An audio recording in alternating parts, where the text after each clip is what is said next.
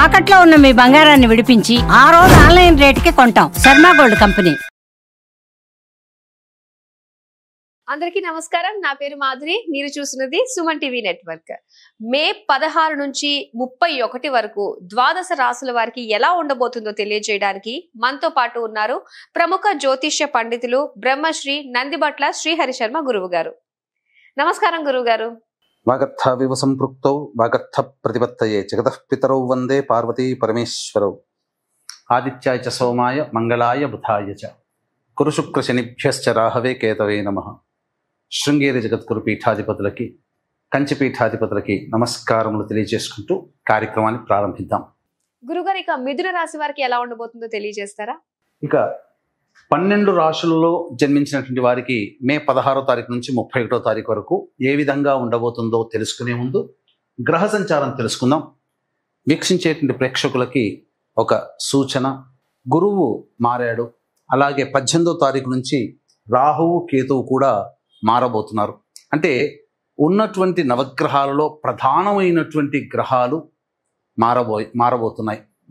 కాబట్టి ఆల్రెడీ ప్రేక్షకుల్లో వివిధ రాశుల్లో జన్మించినటువంటి వారికి చాలా మౌలికమైనటువంటి మార్పులు ఏప్రిల్ నెల నుంచే ప్రారంభమయ్యాయి.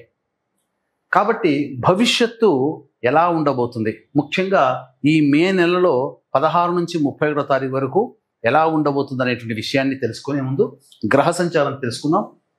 మేషంలో బుధుడు, అలాగే వృషభంలో రవి, మిథునంలో గురువు, కర్కాటకంలో కుజుడు, అలాగే 18వ తారీఖు నుంచి కేతువు సింహంలో, రాహువు కుంభంలో.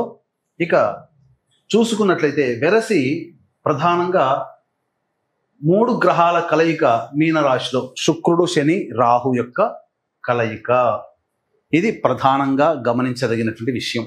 మే 16వ తారీఖు నుంచి 31వ తారీఖు వరకు మిథున రాశిలో జన్మించినటువంటి వారికి ఏ విధంగా ఉండబోతుందో తెలుసుకునే ప్రయత్నం చేద్దాం.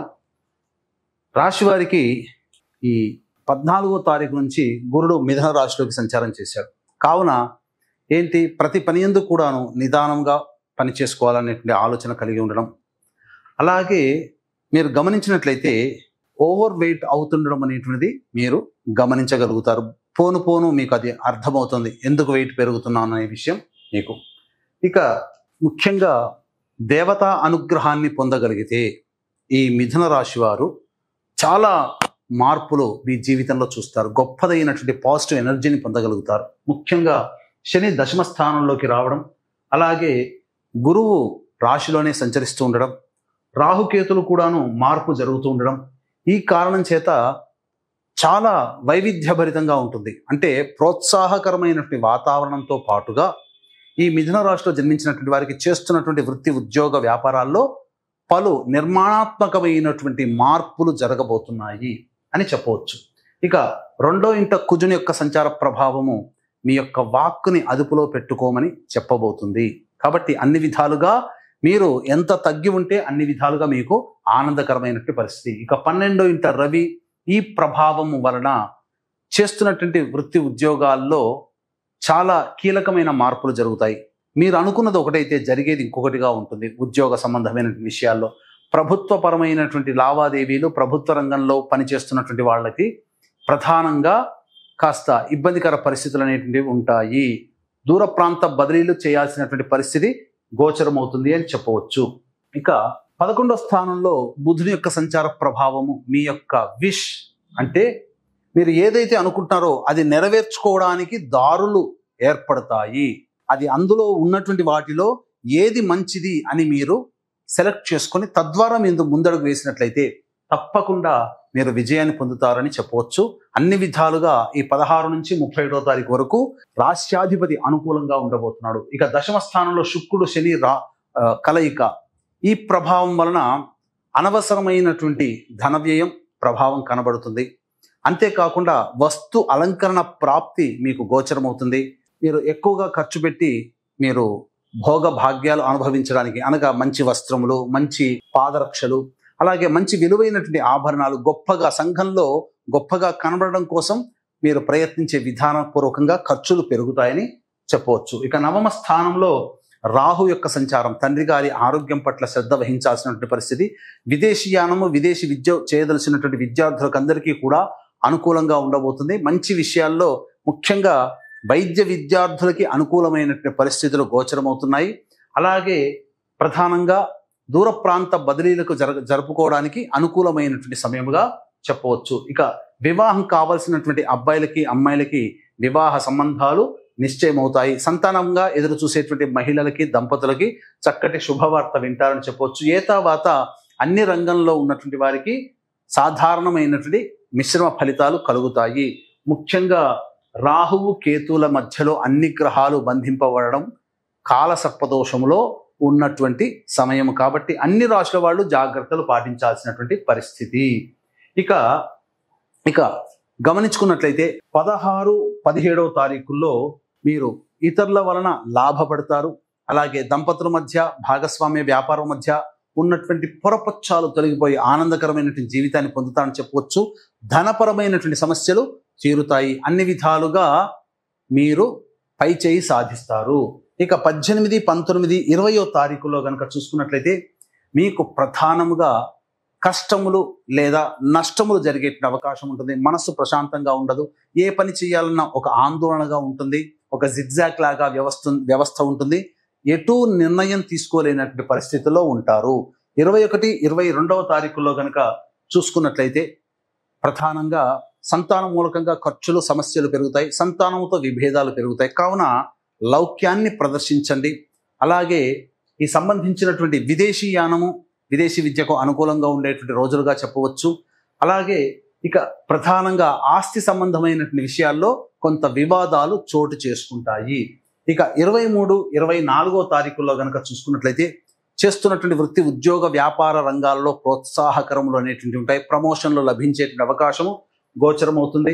అలాగే అన్ని విధాలుగా ధనపరమైనటువంటి సమస్యల్ని పూర్తి చేసుకుంటారని చెప్పవచ్చు.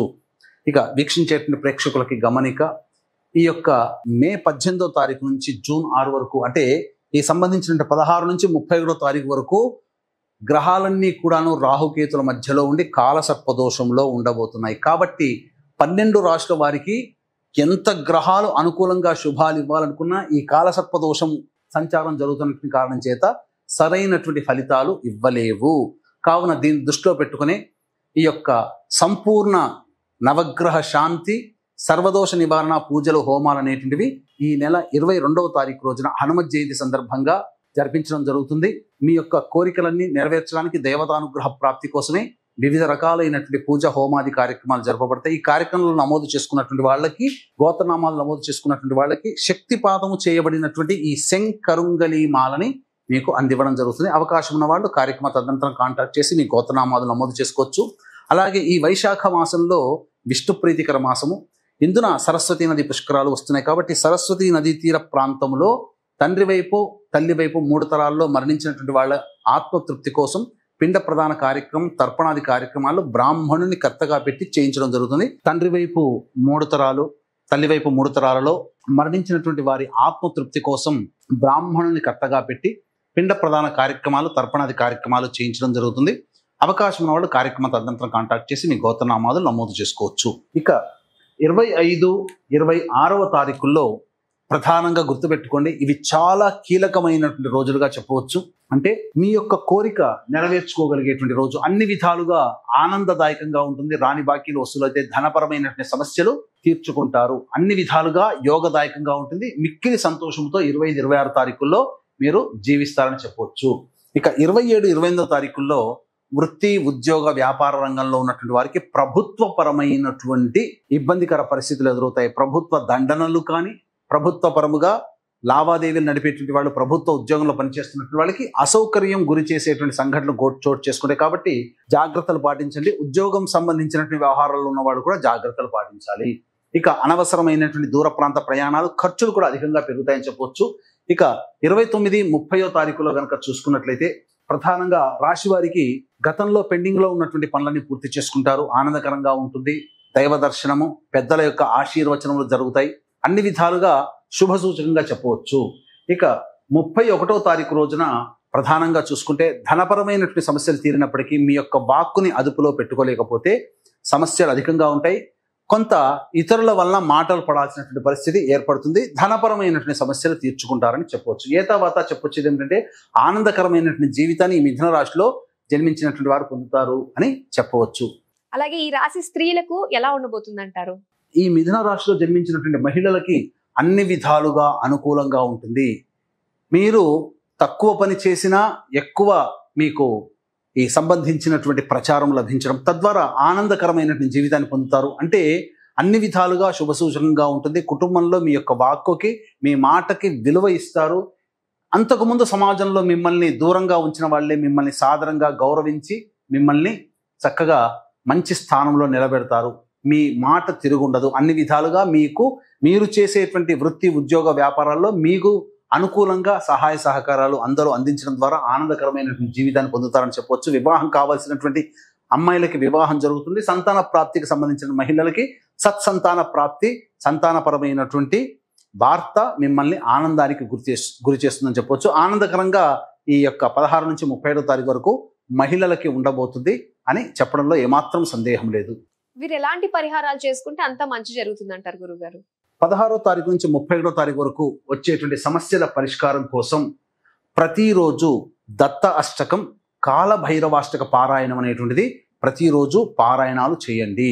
ఇప్పుడు చెప్పినటువంటి వాటికి అంటే విభిన్నంగా మీ యొక్క జాతకం ఉంది అని అంటే మీ యొక్క జాతకంలో నడుస్తున్నటువంటి గ్రహ దశాంతర్దశల యొక్క ప్రభావాలు కావున దగ్గరలోని మంచి ఉపాసనా పరులైనటువంటి జ్యోతిష్యుల్ని సంప్రదించి వారి సలహాలు, సూచనలు కనుక పాటించినట్లయితే మరింత మెరుగైనటువంటి జీవితాన్ని పొందుతారని తెలియచేయవచ్చు. అలాగే కాలసర్పదోషము ఉన్నటువంటి కారణం చేత 12 రాశుల వారికి, ముఖ్యంగా మిథున రాశి వారికి కూడా సమస్యలు అధికంగా ఉంటాయి. కాబట్టి ఈ సమస్యల నుంచి బయటపడడం కోసం నవగ్రహ శాంతి, సర్వదోష నివారణ పూజల, హోమాలు అనేటువంటివి హనుమత్ జయంతి సందర్భంగా 22 మే తారీఖు రోజున కార్యక్రమాన్ని జరిపించి శక్తిపాతము చేసబడినటువంటి శంకరుంగలి మాలని రాగిలో చుట్టబడి మీకు అందివ్వడం జరుగుతుంది. అవకాశం ఉన్న వాళ్ళు కార్యక్రమం తదనంతరం కాంటాక్ట్ చేసి మీ గోత్రనామాలు నమోదు చేసుకోవచ్చు. అలాగే సరస్వతీ నదీ పుష్కరాల సందర్భంగా తల్లి వైపు, తండ్రి వైపు మరణించినటువంటి వారి ఆత్మతృప్తి కోసం బ్రాహ్మణుని కర్తగా పెట్టి పిండ ప్రదానము మరియు తర్పణాది కార్యక్రమాలు చేయించడం జరుగుతుందని చెప్పవచ్చు.